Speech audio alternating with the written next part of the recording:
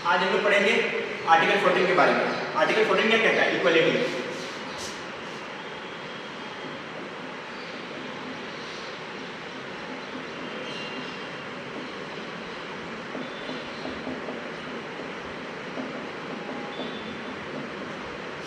Equality शब्द आपको सिर्फ आर्टिकल 14 में मिलेगा, लेकिन ये दो लाइन का डेफिनेशन ये पूरा इक्वलिटी को कवर नहीं कर सकता है। इसलिए जब पेपर्स ऑफ द कॉन्स्टिट्यूशन उनको पता था कि ये दो लाइन का डेफिनेशन पूरा इक्वलिटी में कवर नहीं कर सकता है, क्योंकि जब हमारा देश आजाद हुआ था तब बहुत सारी इनइक्वालिटीज थी सोसाइटी में, तो उन्होंने बस आर्टिकल 14 में इक्वलिटी शब्द लिखा हुआ है। लेकिन आप याद रखिएगा आर्टिकल 15, 16, 17, 18 ये चारों प्रोविजन इक्वलिटी को डिफाइन करता है। ठीक है, आर्टिकल 14 क्या कहता है कि the state shall not deny any person equality before law और इक्वल प्रोटेक्शन ऑफ लॉ। तो ये जो एनी पर्सन है आर्टिकल 14 में, ये citizen of this country as well as non citizen foreigner country को भी बहुत सारे इसमें ले आता है। Citizen as well as non citizen.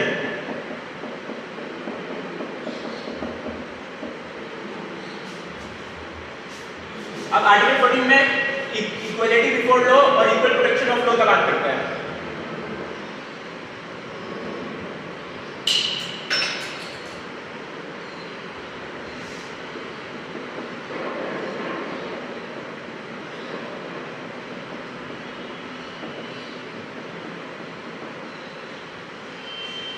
ठीक है, ये जो इक्वलिटी बिफोर लॉ है ये जनरली ये बात करता है कि किसी को भी स्पेशल प्रिविलेज नहीं मिलेगा irrespective of his rank, irrespective of his finance, भले वो कितना ही अमीर हो, भले वो कितने ही ऊंचे पद पे हो, सबके लिए ordinary law of the land में जो लॉ है वो सबके लिए बराबर है।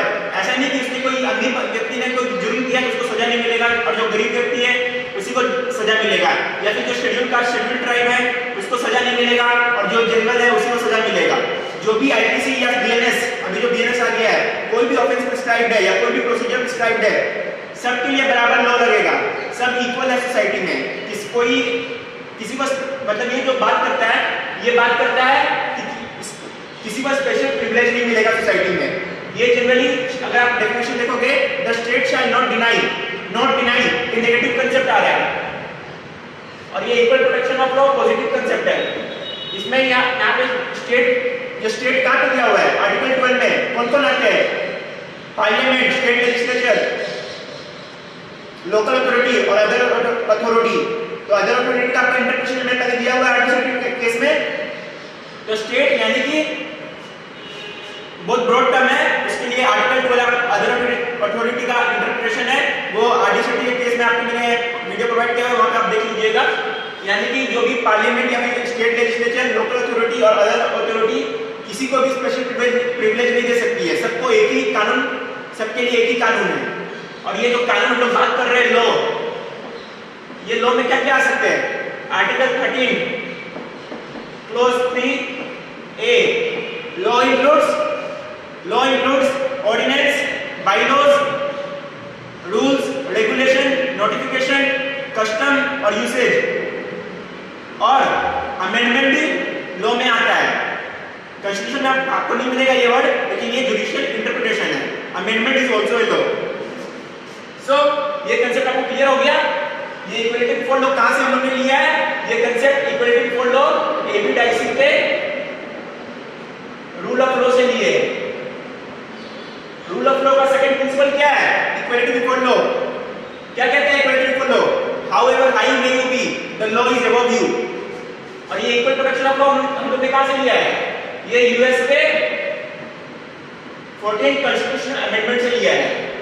इक्वल प्रोटेक्शन ऑफ लॉ क्या बात करता है कि equal should be treated equally, unequal should be treated differently. यानी कि सबको हम लोग एक जैसा ट्रीट नहीं कर सकते हैं। जो इक्वल है, जैसे मैं जनरल में हूं तो मैं जनरल कैटेगरी के साथ कंपीट करूंगा, मैं उनके लिए इक्वल हूं। लेकिन जो एससी एसटी है या ओबीसी है वो इक्वल है? वो इक्वल नहीं है, क्योंकि जब देश आजाद हुआ था उनका फाइनेंशियल, उनकी एजुकेशनल, उनकी सोशल स्टेटस बहुत लो थी, इसलिए हम लोग ने रिजर्वेशन प्रोवाइड किया है। इसलिए मैंने जब यहाँ पे लिखा आर्टिकल 15-16 ये किस चीज का डील करता है? आर्टिकल 15 डील करता है रिजर्वेशन इन एजुकेशन। आर्टिकल 16 क्या डील करता है? Reservation in employment. आर्टिकल 17 क्या करता है? एबोलिशन ऑफ अनटचेबिलिटी, छुआछूत। Article 18 abolition of title. तो इक्वल प्रोटेक्शन ऑफ लॉ में एक बात हमेशा याद रखिएगा, equal should be treated equally,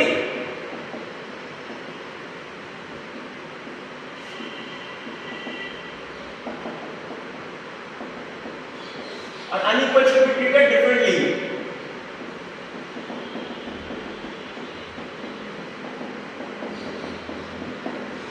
ठीक है, अब ये अनइक्वल को डिफरेंटली ट्रीट कर रहे हैं तो हमें पता कैसे चलेगा कि कैसे ट्रीट किया जा रहा है? इसलिए स्टेट क्या कर सकती है? क्लासिफिकेशन कर सकती है। और कैसा क्लासिफिकेशन कर सकती है? Reasonable classification. अगर आप ये रीजनेबल नहीं लिखोगे तो आपके नंबर कट जाएंगे।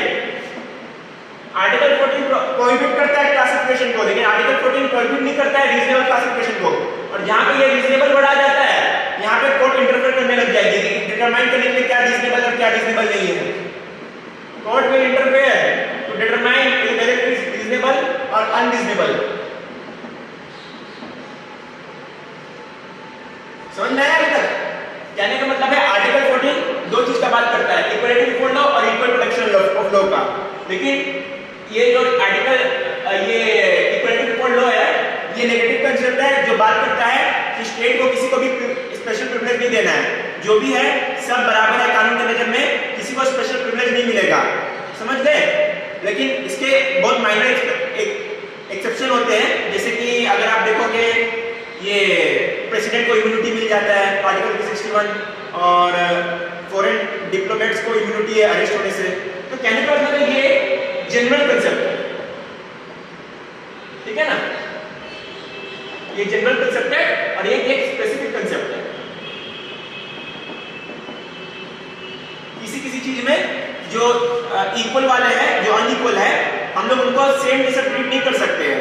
उनको हम लोग इक्वल ट्रीट करने के लिए उनको एक्स्ट्रा प्रिविलेज प्रोवाइड करते हैं ताकि वो लोग इक्वल में आ जाए। तो समझ गए ना?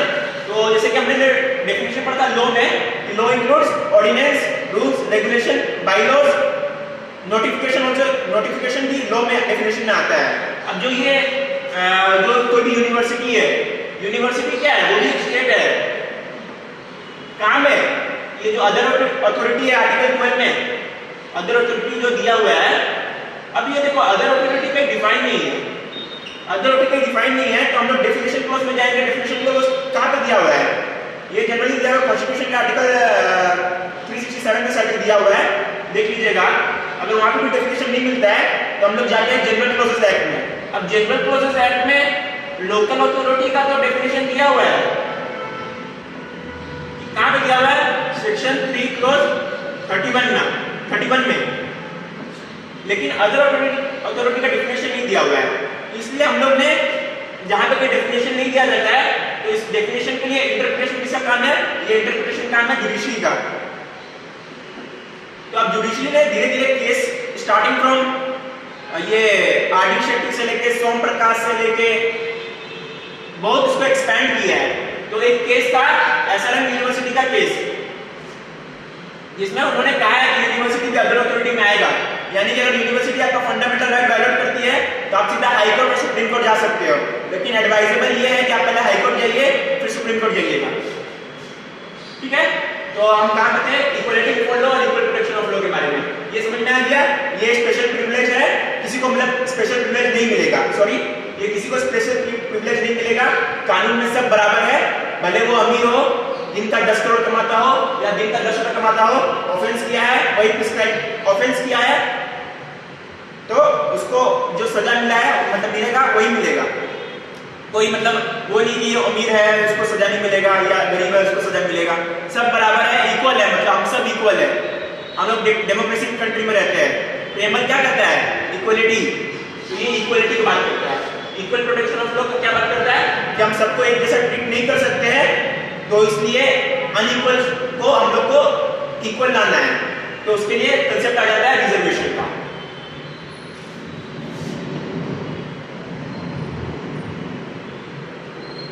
जनरली याद रखिएगा इक्वल प्रोटेक्शन ऑफ लॉ, तो इक्वल प्रोटेक्शन ऑफ लॉ हमने कहां से लिया है? यूएस कॉन्स्टिट्यूशन के 14th कॉन्स्टिट्यूशन अमेंडमेंट हुआ था वहां से लिए है। इक्वल प्रोटेक्शन ऑफ लॉ का मान क्या बात करता है कि equal should be treated equally. ये हमेशा याद रखिएगा, ये इतना है आपको, equal should be treated equally, unequal should be treated differently. तो unequal should be treated differently वो कैसे आएगा? एक रीजनेबल क्लासिफिकेशन से, ठीक है। अब ये रीजनेबल क्लासिफिकेशन कैसे होगा? उसके लिए कोर्ट ने justice PN Bhagwati the very क्या बोलूं मतलब उनका बात ही अलग था। जस्टिस पीएन भागवती उन्होंने फॉर्मूला दिया है। क्या फॉर्मूला दिया है? Intelligible differentia.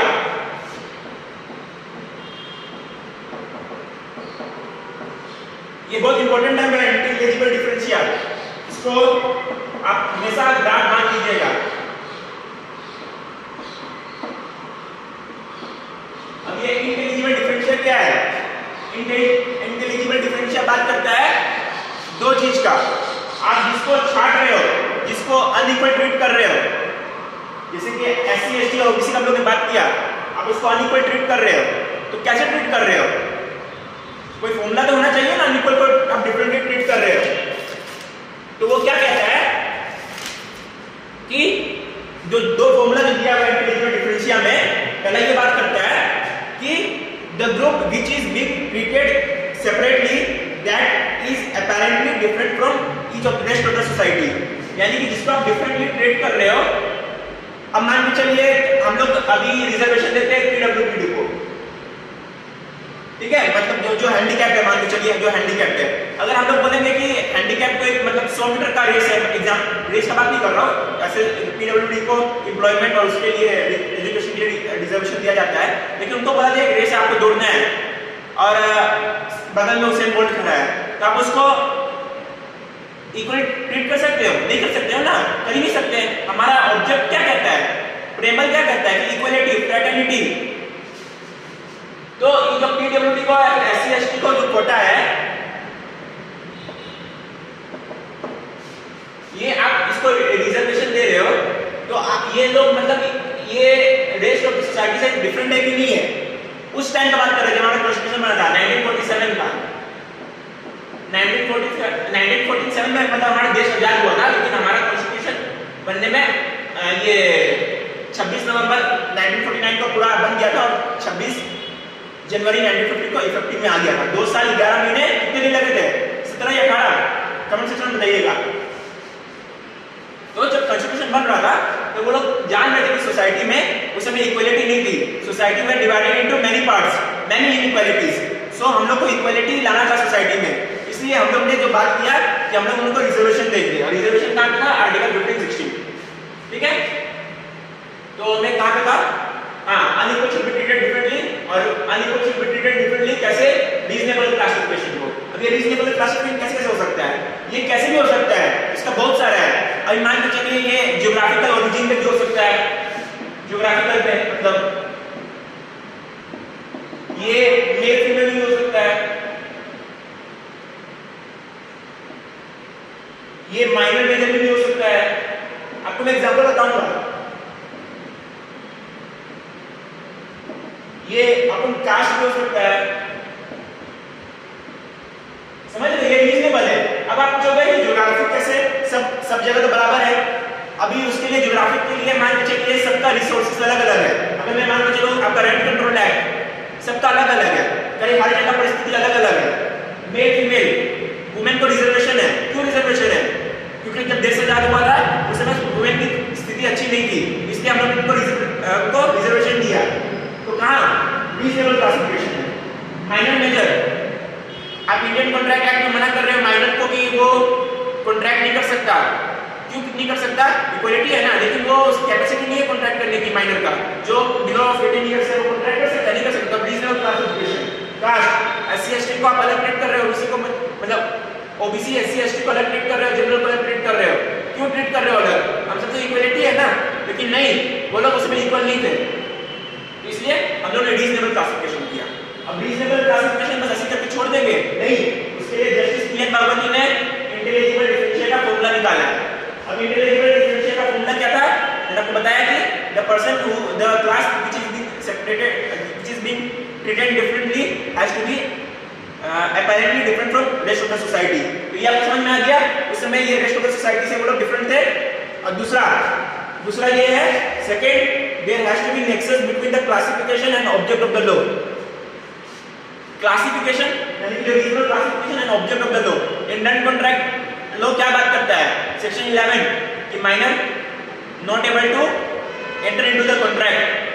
सेक्शन 11 क्या करता है कि minor not enter able to मतलब माइनर जो है वो कॉन्ट्रैक्ट नहीं कर सकता है। और ऑब्जेक्ट क्या करता है? ऑब्जेक्ट क्या है कॉन्ट्रैक्ट का? जो साउंड माइंड में है या फिर जो जिसका मतलब कैपेसिटी है कॉन्ट्रैक्ट करने का, तो ऑब्जेक्ट और नेक्सस हो रहा है ना, माइंड को एक्सक्लूड कर रहे हो। क्यों एक्सक्लूड कर रहे हो? क्योंकि ऑब्जेक्ट ही कॉन्ट्रैक्ट है कि आप मतलब दो प्रूडेंट मैन में आप कॉन्ट्रैक्ट कर सके हो। तो यही बात करता है, ये दो फॉर्मूला है इंटेलिजिबल डिफरेंशिया का। देखिए अब आपको एक चीज याद रखिएगा कि कोर्ट जो है वो जनरली प्रिज्यूम करती है कि जो लेजिस्लेचर ने लॉ बनाया है या पार्लियामेंट ने जो लॉ बनाया है वो मतलब वैलिड लॉ है। ये हम लोग जनरली कोर्ट में चैलेंज नहीं करते हैं, इसलिए भले आपका फंडामेंटल राइट वायलेट हो रहा हो, इसलिए फंडामेंटल राइट वायलेट भी हो रहा हो, लेकिन जब तक आप इसको चैलेंज नहीं करोगे तब तक कोर्ट इसमें इंटरफेयर नहीं करती है। तो आर्टिकल 14 आपको समझ में आ गया। आर्टिकल 14 दो लाइन की डेफिनेशन है, लेकिन ये बस पूरे इक्वलिटी को कवर नहीं करती है, इसलिए आर्टिकल 14 to 18 ये सब इक्वलिटी में आती है।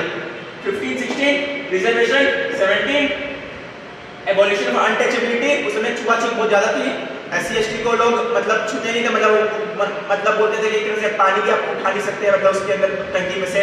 18 यानी टाइटल, जैसे कि नहीं होता है मतलब कोई टाइटल आपको दिया गया हो, राजा मोहिदानंद जयसवाल है ना, तो उसमें ऐसा था। तो फिर हमने इक्वलिटी के चला गया।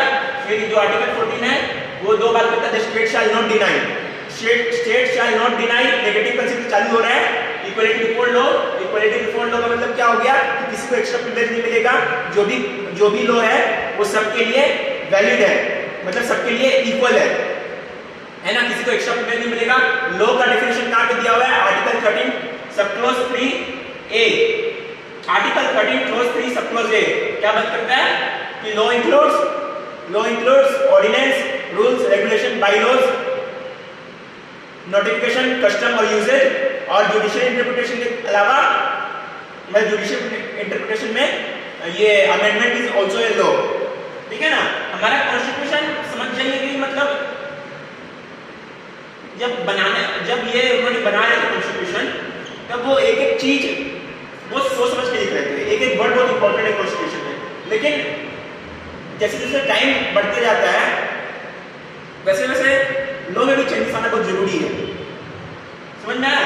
अभी जैसे मान के चलिए जब ये हमारा पहले right to property fundamental right था, कहां पे था? Article 19 sub clause 1, article 19 clause 1 sub clause F, ये तो उसमें राइट टू प्रॉपर्टी था। तो उसके बाद इसको पार्लियामेंट ने अमेंड कर दिया, हटा दिया राइट टू प्रॉपर्टी। अब कहां पे है? 300A में। तो एक क्वेश्चन आया था बहुत पहले, मतलब ये शायद तक शंकरी प्रसाद कोई केस था, मुझे अभी केस का नाम याद नहीं है, उसमें क्वेश्चन आया था। एक पहला क्वेश्चन था कि अमेंडमेंट इज ए लॉ। एक केस में उन्होंने बोला कि amendment is not a law, तो जो अमेंडमेंट था वो वैलिड था, भले वो आपका फंडामेंटल राइट वायलेट कर रहा हो।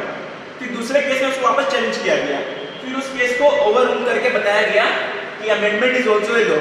तो अगर पार्लियामेंट कोई अमेंडमेंट कर रही है, अगर आपका फंडामेंटल राइट वायलेट हो रहा है, तो फिर वो अमेंडमेंट आप चैलेंज कर सकते हो, और अमेंडमेंट उससे वो पार्लियामेंट मतलब जुडिशरी उसको वो कर सकती है, क्या बोलते हैं, अनकॉन्स्टिट्यूशनल डिक्लेयर कर सकती है। ठीक है, तो इक्वलिटी बिफोर लॉ मतलब समझ आ गया, स्पेशल प्रिविलेज नहीं मिलेगा।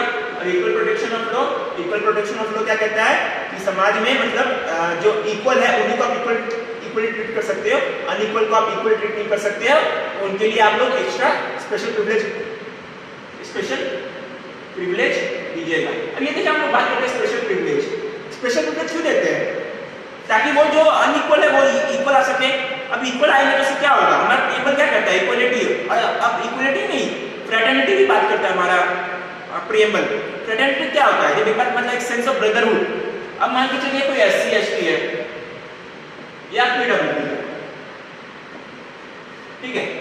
अब मान के चलिए हम लोग कोई भी मतलब जो कंपटीशन एग्जाम निकल रहे हैं उनको रिजर्वेशन सिर्फ नहीं दे रहे या कुछ नहीं दे रहे, वो लोग नीचे ही रह जाओगे। हम लोग और ऊपर बढ़ रहे हैं, और ऊपर बढ़ रहे हैं, और ऊपर बढ़ रहे हैं, और ऊपर बढ़ रहे हैं, हम लोग इतना ऊपर बढ़ रहे हैं, तो वो एक समाज में नफरत ही पैदा होगा।